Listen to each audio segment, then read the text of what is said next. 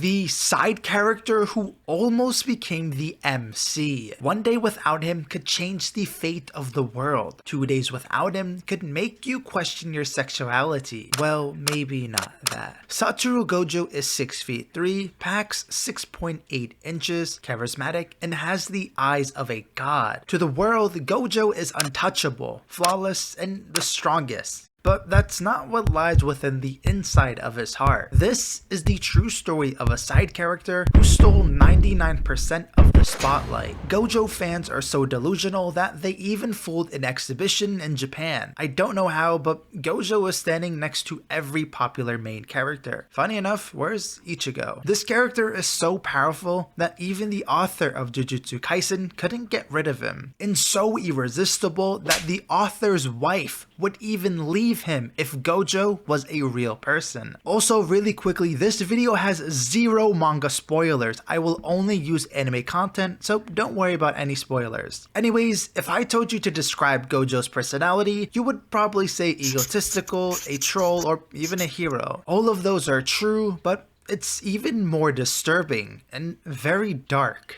once you find out the truth about who Gojo really is. When Satoru Gojo was born, the balance of the world was altered. From his early childhood, Gojo was seen as a living trophy or tool. His family would show off his eyes to other clans, claiming that they were superior. Every 400,000 years, one person inherits the 6 eyes, and that person was Satoru Gojo. Now, Satoru was homeschooled for many years. You'd probably think he was training every second of the day, but that's a lie. He'd frequently skip his training lessons and go on fun adventures. Gojo eventually attended an in-person school and continued his life. As the time went by, he was fed up with his clan and family, so he decided to leave. But why? In his early teenage years, he realized that this world is going to rely on him. The 6 eyes aren't just for crazy powers. In fact, he sees the world differently. Satoru Gojo is a prodigy. Some people even call him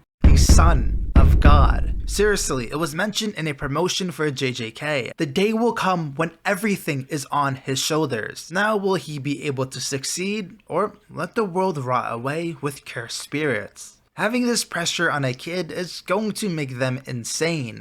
But that didn't exactly happen. It's a bit more complicated, because Gojo isn't all sunshines and rainbows. However, where did it all go wrong? Gojo would finally make his first friend that saw him as a real person, Suguru Geto, a kid who's in the same position as Gojo. Geto's powers were by eating and controlling curses. His clan, the people around him, and even the higher-ups in the sorcerer world would all mock him. They looked down on him and were disgusted with how he gained his power. They didn't even see him as a human. Gojo has always had a fun personality, and Geto was more calm and went with the flow. The two of them would be the perfect mix. Gojo and Geto shared a bond that was unimaginably strong, a connection that went beyond friendship. They were brothers. The two of them would go on missions and were rivals. They would tease each other, smile, laugh, and do things that they never experienced as kids. It also pushed them to get stronger, and they were considered equals. More importantly, Gojo and Geto were considered the strongest in their second year of high school. Gojo would even learn a valuable lesson being around Geto,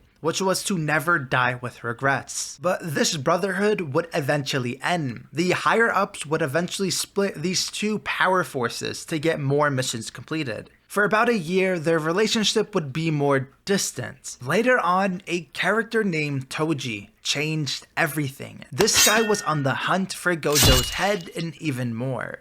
Toji is an assassin who hunts down sorcerers like Gojo. But if you kill Gojo, then that would be horrible. If he doesn't exist, then a lot of the cursed spirits will be more confident to move around and make more evil plans. So literally keeping Gojo alive keeps peace in the world.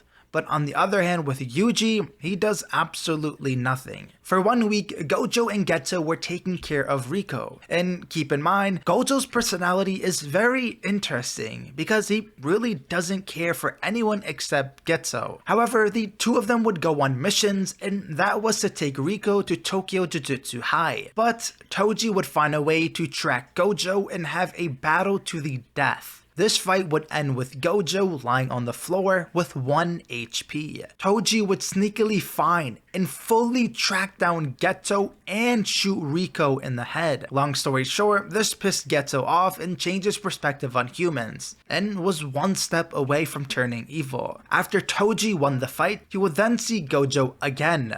A final rematch. From the icy, cool, and powerful sorcerer, turn into a terrifying creature. This is where we see Gojo's true colors. A bloodthirsty warrior. While fighting, he said, "Sorry, Amane, I can't even get mad at your death. I can only feel pleasantness of this world." Gojo is no longer the calm, controlled guy he once was. His humanity is slipping away. His pearly blue eyes have shrunk, and even the way he speaks is psychotic. Toji has killed countless cursed spirits and many sorcerers. With his vast experience, he said that something is off, implying that Gojo has completely lost his mind. From this point on is where Gojo's life begins to twist. He doesn't fight to kill. He fights because he craves it.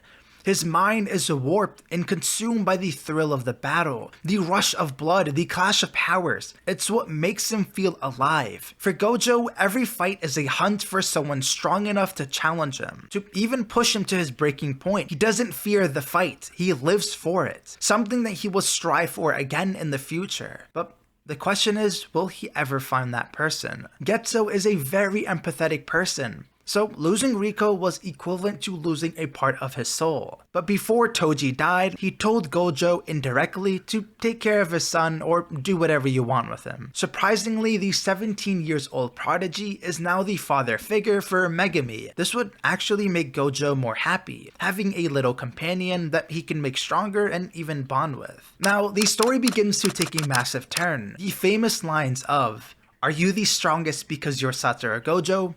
Or are you Satoru Gojo because you're the strongest?" Now, what this means is that Geto is criticizing Gojo on his greatest weakness. That's his identity and true purpose of life. In other words, Geto is saying that Gojo is only seen as a tool of strength and nothing more. Coming from his best friend, it's not only frustrating for Gojo, but for the first time, Gojo had a painful emotional feeling. Before attempting to kill Geto, he questions him. "If you want to kill me, kill me." There's meaning in that too. Killing the only person he can relate to in terms of strength and someone who brings you happiness would be difficult. For Gojo, this is an endless battle of, do I kill my only friend? This shows how deeply strength is embedded into Gojo's mindset. His view of the world is so disconnected from reality that he believes power is everything, missing his true purpose of life. Also, don't think Gojo is getting extremely strong to only protect his friends, because he's legitimately never to be seen when his friends are in trouble. It's really for his personal gain. Sure, he cares for them and obviously doesn't want them dead, and the other characters care for him as well, but he can only relate to the weak people so much. The thing he desires the most is a fight that can match or blow his expectations,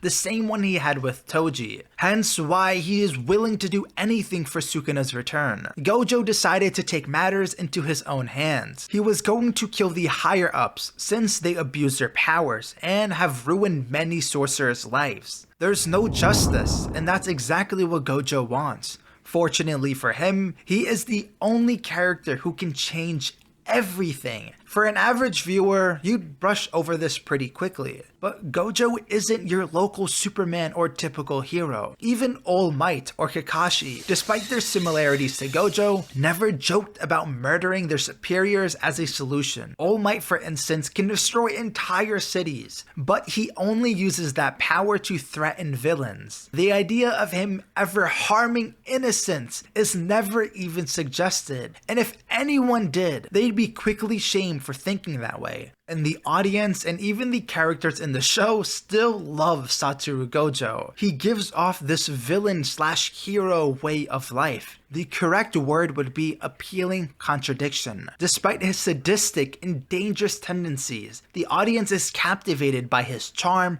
power, and aesthetic. Gojo smiles as he toys with cursed spirits, finding genuine joy in destroying them. Watching them unleash their full power only fuels his excitement. It's what he lives for. He's not just a fighter, he's a thrill seeker, a daredevil, an adrenaline junkie who thrives on the chaos of battles. I like to say that Gojo has pretty people's privilege. Just because you're hot or handsome, you can get away with a lot. Personally, I relate to Gojo because I have pretty privilege and it's pretty amazing. If you want it too, then subscribe to the channel and like the video. Gojo's next step is to create a strong and intelligent group to take over the sorcerer world. Murdering a bunch of people will only make him look crazy. So he took the more peaceful route. That's where the real MC comes in, aka Yuji, the kid who does nothing other than being a vessel for Sukuna. His importance to the story is quite low. You'd think his strength would be impressive, but it's really average. In the majority of the fights, Yuji would need help to defeat most cursed spirits. What's amazing about Gojo is that despite being egotistical and seemingly perfect, he uses it to motivate his students and those around him, pushing them to reach their full potential. Satoru Gojo can buy your house, get all the expensive clothes, be good at anything he touches, and could steal your girl, or even become your dad. In the end, Gojo's thirst for fighting someone stronger isn't just about power. It's his way of staying alive in a world where he feels disconnected. That dark craving drives him, but also motivates the people around him. What do you think about Satoru Gojo? Also, subscribe to make my character nose longer, like the video, and comment your thoughts on the video.